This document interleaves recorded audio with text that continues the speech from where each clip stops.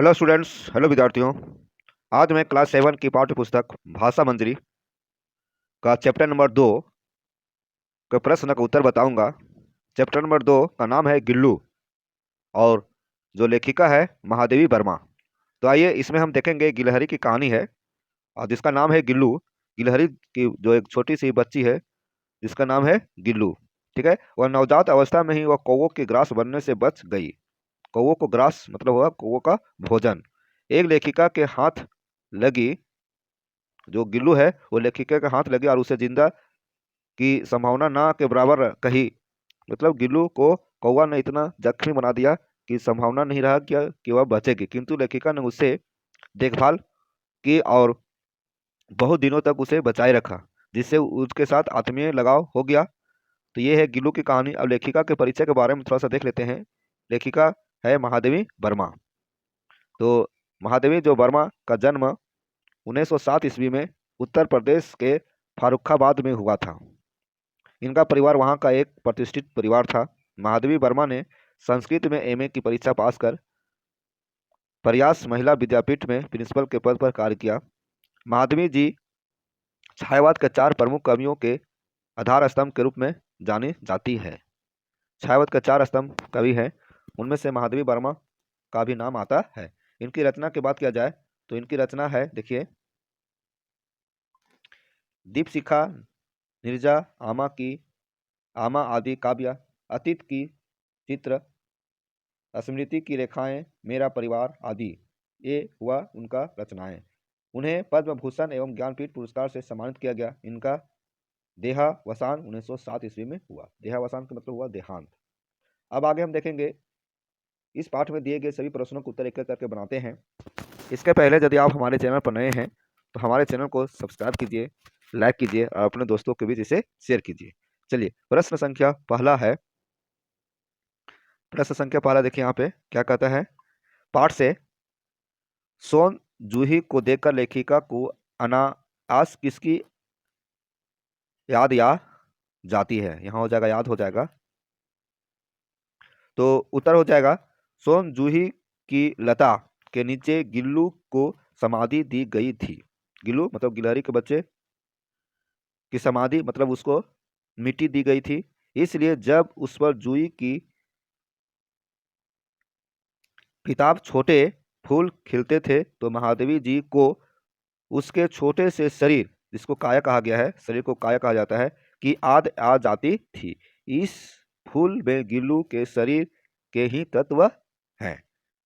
ये हुआ पहला प्रश्न का उत्तर। अब दूसरा देखिए।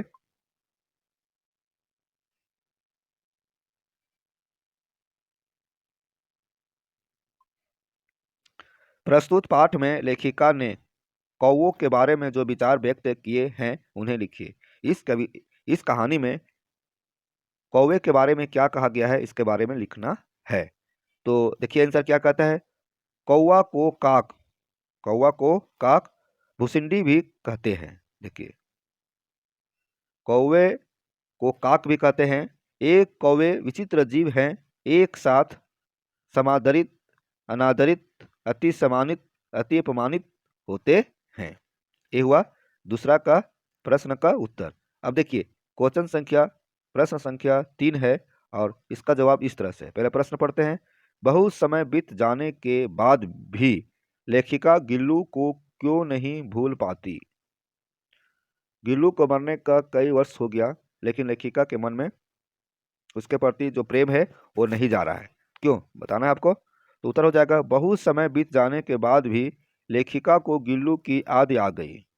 जब सोन जूही में लगे एक पिल्ले को देखा, उसे देखते ही अनायास उस छोटे जीव गिल्लू का स्मरण लेखिका को हो गया।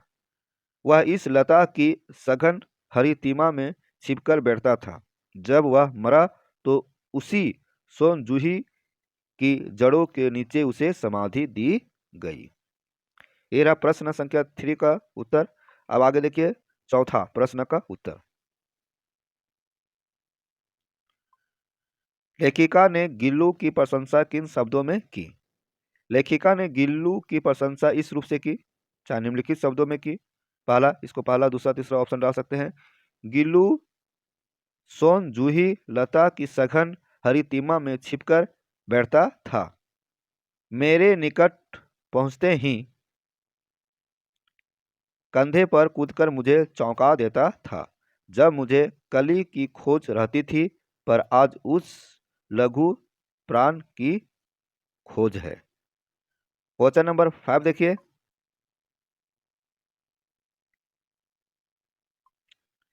क्वेश्चन नंबर 5 है, लेखिका ने गिल्लू के जीवन में प्रथम बसंत आने का वर्णन किन शब्दों में किया? क्वेश्चन सुनिए, लेखिका ने गिल्लू के जीवन में प्रथम बसंत आने का वर्णन किन शब्दों में किया? तो उत्तर है, गिल्लू के जीवन का प्रथम बसंत आया, तब बाहर की गिलहरियां उसकी खिड़की की जाली के पास आकर चिप चिक करके ना जाने क्या कहती रहती। तब लेखिका ने उसे जाली का एक कोना खोल दिया।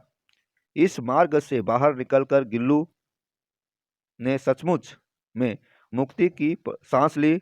वह दिन भर बाहरी गिलहरियों के झुंड के साथ रहता एवं लेखिका के कमरे में अंदर आते ही 4 बजे संध्या में खिड़की से भीतर आकर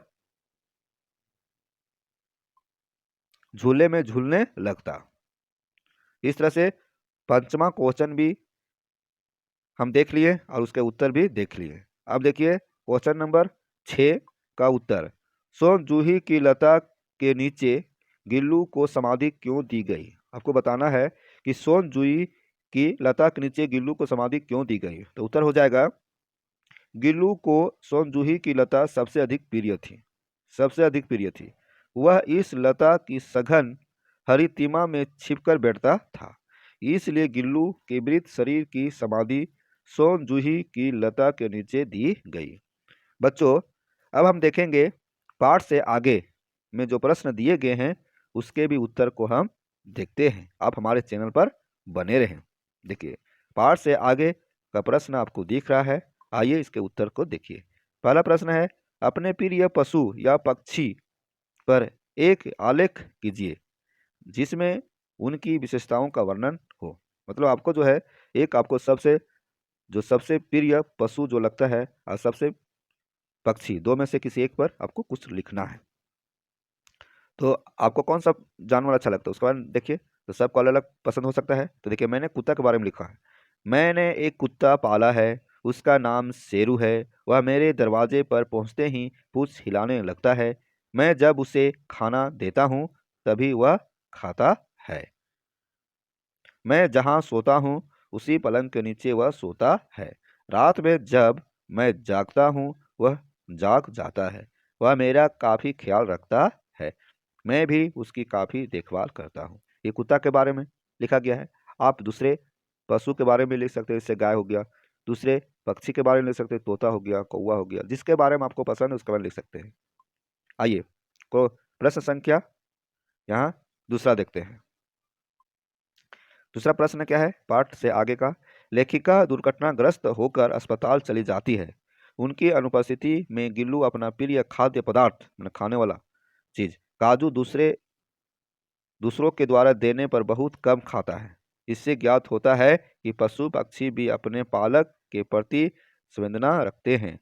आप अपने अनुभव के आधार पर भी किसी ऐसी घटना प्रसंग का वर्णन करें। यहाँ देखिए, यहाँ कह रहा है कि जो लेखिका जो है सो दुर्घटनाग्रस्त होकर अस्पताल चले जाती है। तो गिल्लू अकेले रह जाते हैं आपका अपने घर में। तो उसका जो भोजन होता है मनपसंद भोजन जैसे काजू, तो उसे दिया जाता है, लेकिन दूसरे के हाथों से वह कम खाता है ना।